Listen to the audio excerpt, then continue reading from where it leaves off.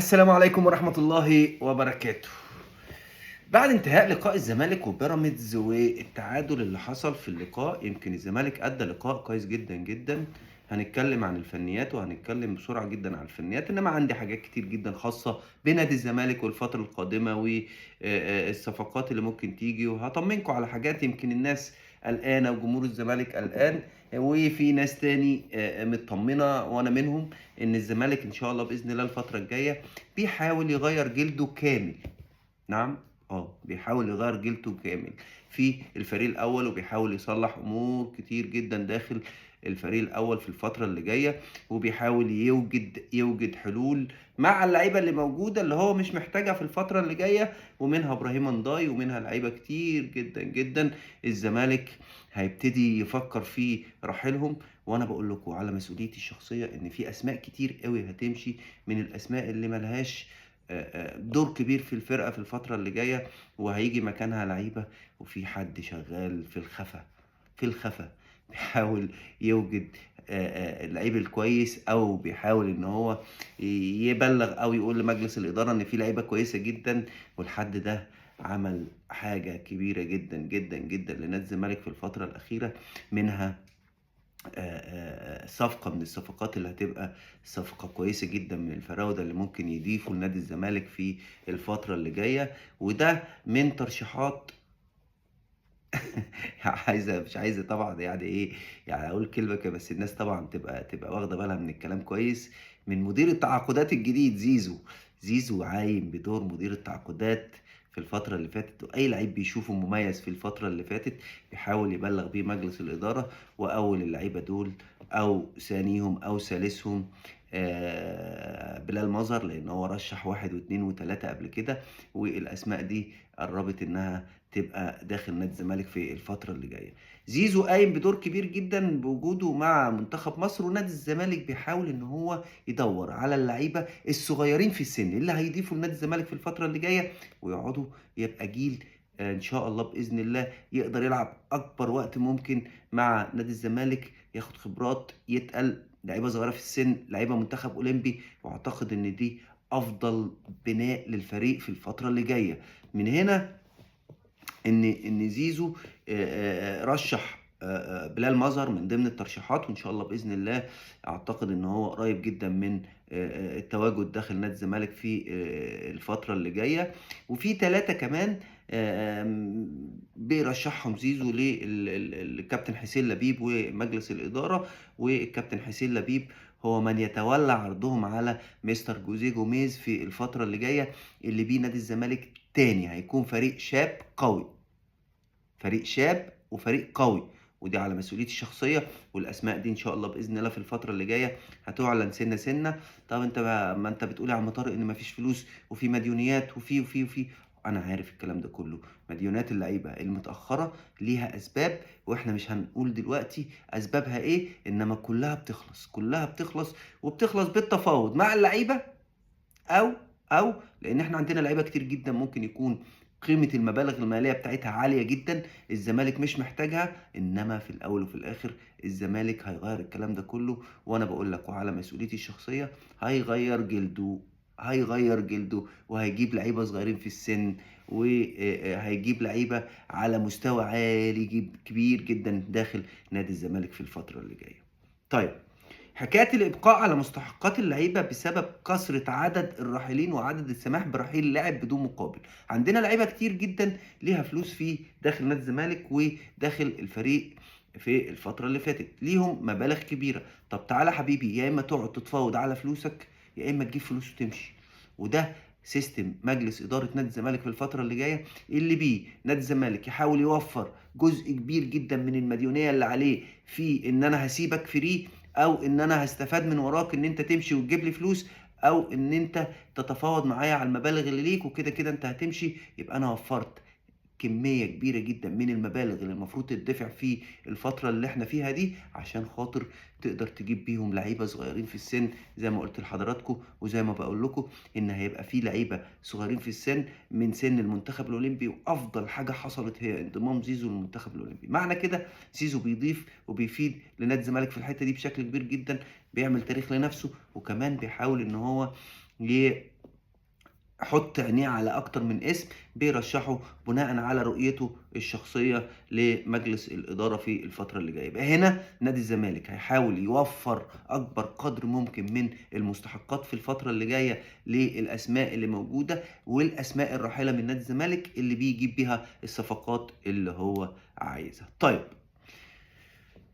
نخلص كمان موضوع نادي الزمالك ونخلص الحاجات اللي موجودة داخل نادي الزمالك. مجلس الإدارة رفض كمان الشروط الجديدة لتجديد محمد عواد، واللي حاول فيها استغلال إصابة صبحي وتمسك النادي بعرضه الأخير وهو 10 مليون جنيه صافي الضرائب.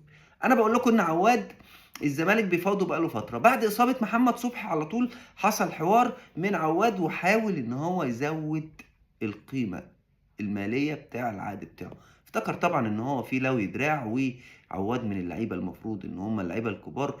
المبلغ قل قوي عن الفتره اللي هو كان بياخد فيها الفتره اللي فاتت، لان من اعلى اللعيبه في العقود. والزمالك قلنا عامل بادجت مضى بيه محمد صبحي، مضى بيه اكتر من لعيب ده داخل الفرقه في الفتره اللي فاتت، اللي بيه نادي الزمالك عايز يلتزم بكل جنيه بيتفق فيه مع اي لعيب هيجيبه في الفتره اللي جايه. يبقى هنا نادي الزمالك بيحاول ان هو يوفر اكبر قدر ممكن من المبالغ اللي هتدفع حتى في التجديد للعيبه، وده نقطه ذكيه جدا من مجلس الاداره. واتمنى ان عواد زي ما نادي الزمالك شريك وزي ما نادي الزمالك بيفكر ان هو يجدد لك، انت كمان لازم تتنازل شويه في فتره ان انت تبقى بتاخد فلوسك باستمرار وبالتزام. الناس عايزه تفكر من الموسم اللي جاي على ان مفيش لعيب يتبقى له جنيه في اي وقت من الاوقات، وفي نفس الوقت يبقى بيسد كل الفلوس اللي عليه من الفترات اللي فاتت، من ايقافات قيد، من حاجات الكتيره اللي على نادي الزمالك. يبقى هنا عواد لازم برضو يعرف ان نادي الزمالك شريك وعايزه، بس مش بنفس القيمه الماليه اللي كان بياخدها. انما حته لوي الدراع وان انا بلوي دراع الفرقه عشان خاطر دلوقتي حاليا مفيش حارس مرمى. وادينا شفنا النهارده محمد الشناوي من اللعيبه، او من محمود الشناوي من الحراس الكويسين البروميسنج، اللي ان شاء الله باذن الله ربنا يوفقهم على الفرقه في الفتره الجايه ويحاول يسد العجز اللي موجود بعد اصابه محمد صبحي. وان شاء الله باذن الله باذن الله يخلص مشكله عواد سواء بالتجديد او كده كده. الزمالك مجهز البلان 2 بالنسبه لفكره حراسه المرمى. وانا قلت لكم قبل كده ان نادي الزمالك حاطط عينه على واحد واثنين وثلاثه، ومش هيجوا ياخدوا نفس المبالغ اللي طالبها عواد. يبقى عواد لازم يلتزم باللي عايزه نادي الزمالك، او المبالغ اللي بيدفعها نادي الزمالك بالنسبه للعيبه اللي موجوده داخل نادي الزمالك. طيب، نيجي للحاجه المهمه الثانيه، وانا دي على مسؤوليتي الشخصيه بالنسبه لاتحاد الكوره. الفتره اللي جايه هتسمعوا عن اسم بيفكر، او في ناس كتير جدا جدا داخل المجال الرياضي بتحاول تزق الاسم ده ان هو، او بيطلبوا منه ان هو يترشح في انتخابات اتحاد الكوره. وانا كنت قلت لكم ان قريب جدا هيبقى في تغيير جذري جذري بالاسماء اللي بتدير الاتحاد الكوره في الفتره اللي جايه، وكمان رابطه الانديه. الفترة اللي فاتت سمعنا عن اسم زي المهندس محمود طاهر، وسمعنا عن قائمة، وانا شايف ان القائمة دي فيها عدم تناسق او عدم بعض الاسماء اللي ممكن تكون مش الاسماء اللي ممكن تبقى مفيدة قوي في الشغل، او اشتغلت قبل كده وما نجحتش وما عملتش نجاح كبير.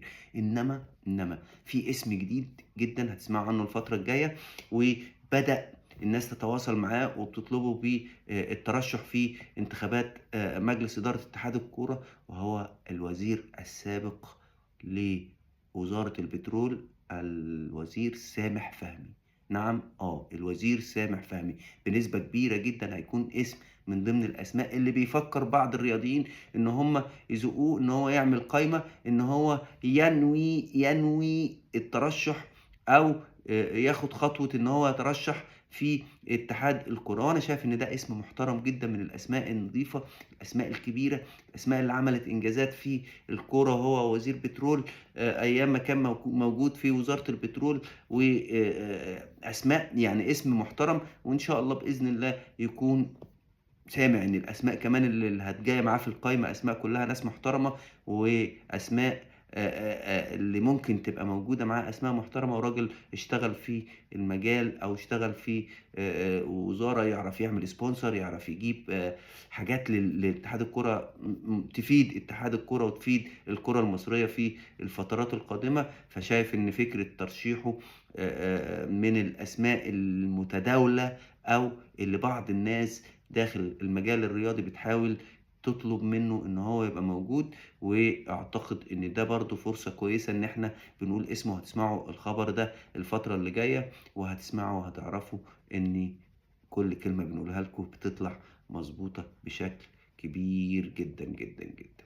الاهلي خلاص خلص مع او اتفق رسميا مع عطية الله، واصبح اقرب ما يكون من النادي الاهلي، والامور بتخلص بالنسبة يحيى عطية الله، لاعب الدوري اللي بيلعب في الدوري الروسي دلوقتي، هو باك ليفت. النادي الاهلي بيسعى بعد اصابه علي معلول في انضمام يحيى عطية الله، وكمان بيفكر بنسبه كبيره جدا بان هو يغطي المركز ده بشكل كبير، وان شاء الله باذن الله من الاسماء اللي مطروحه. وبرده زي ما قلت لكم قبل كده اي صفقه هتخلص هنقول لكم عليها. كمان ديانج سافر النهارده، وزي ما قلنا قبل كده ويمكن من شهر قلت الكلام ده، ان ديانج خلاص عنده عرض سعودي والموضوع بيخلص. وادي نادي الخلود، حتى يمكن الناس كانت بتعتقد ان هو ممكن يبقى موجود في القائمه النهارده، نادي الخلود اصر على اتمام الصفقه في الميعاد بتاعها، وقال لو انا لو ديانج ما جاش ولعب ماتش المصري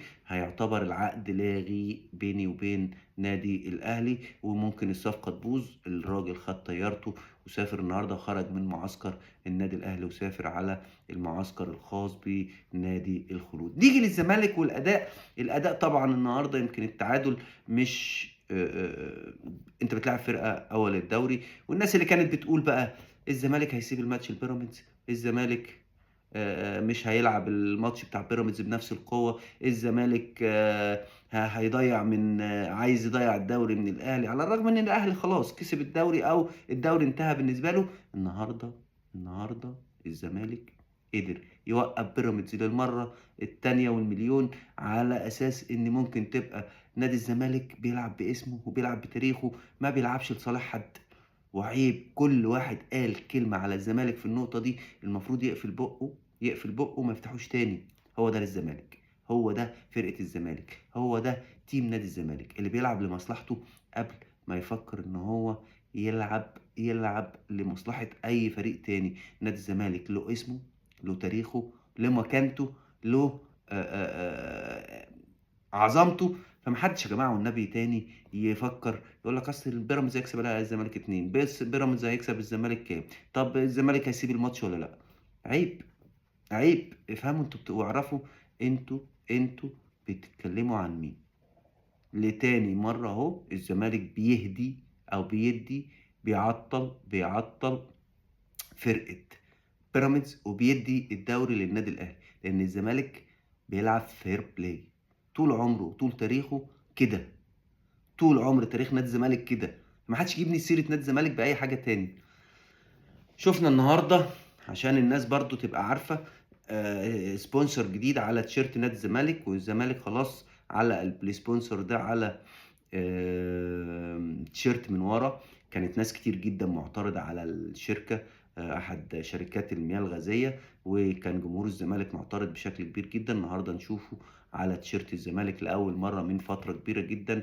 نادي الزمالك بيتكلم في الموضوع ده وكان مأجل الموضوع. الزمالك النهاردة ظهر بالتيشيرت أو بالسبونسر الجديد الخامس على التيشيرت، واحنا كنا قلنا الكلام ده من حوالي بتاع 3 شهور. الموضوع اتأخر شوية، والزمالك بيعلن عن سبونسر جديد على التيشيرت، وبيخلص موضوع السبونسر ده خلاص كده. الزمالك ملا التيشيرت بتاعه بعدد كبير جدا من السبونسر على التيشيرتات بتاعه، وبتخش احد شركات المياه الغازية اللي كان تاني وتالت ورابع معترض عليها جمهور الزمالك بشكل كبير جدا جدا جدا جدا.